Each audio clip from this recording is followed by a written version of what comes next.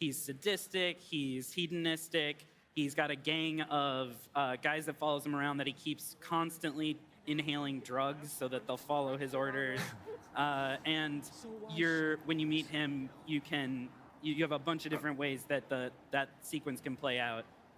The other kids are Valor, who is hanging out with the Gippers. Basically, he felt like he didn't get enough love from the patriarch, so he went for a new father, which was Robot Reagan.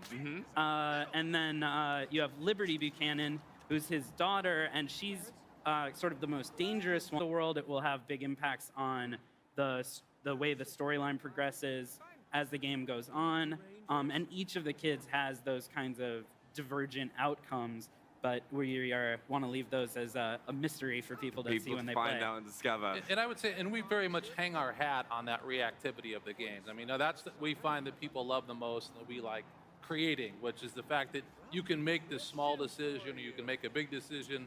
And so beyond just the fact that there are multiple things are part of the combat, it's sort of baked into the system. So for me to play, so hey, Jeremy, you go over that way, I'll go over this way. So we built this great co-op system. It's not a P versus P game. You can grief the other person, but basically the idea is that you're playing it together. But one of the things we do, we tether you together on the same map, so you're not going to go wandering off completely. But you and me could be playing together, and I could say, okay, I'm going to go to bed. Stop playing, but you actually keep playing, and you continue going through. I could then come back the next morning, and you could have made the world, completely hostile towards me or whatever different thing you could have done. And I could accept that and continue playing with you. Or I could say, you know what, you've changed it so much, I'm going to go from that old save game and I'm going to just branch off on my own. So you really get the best of all worlds by allowing that sort of mechanic. Well, it's those issues that normally kind of complicate your playthrough. It's like, I don't want to be a mean person, and you can just kind of go, no, I'll start from here instead and just go and continue how you were playing originally. Yeah, exactly. Which is a nice little touch. Yeah, we wanted to offer that flexibility. Could you also tell us filling stations, different kinds of things that can support your party. We've also got we've made it so that enemies take their turn simultaneously to speed things up, but that doesn't reduce the sort of tactical sophistication that we always want to focus on. So you can kind of see everything that's going on in the battlefield and kind of plan your moves based on what's going on. Exactly. That's awesome. And there are a bunch of new types of weapons in Wasteland 3 as well.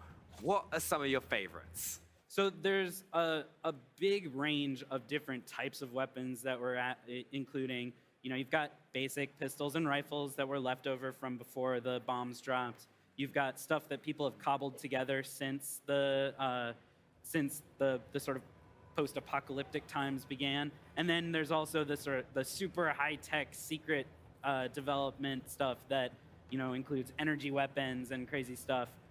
There's a few really good examples. There's the crossboom, which is a big crossbow that fires explosive bolts that stick on an enemy and then have a certain amount of time where their fuse burns down, then blow up. So you can stick that on an enemy and he'll run back towards, maybe into cover, boom. You've got the Atom Smasher, which is a giant energy cannon that actually starts fusion reactions inside the body of your target. So they'll blow a game. And as you can see here, we've got some travel there.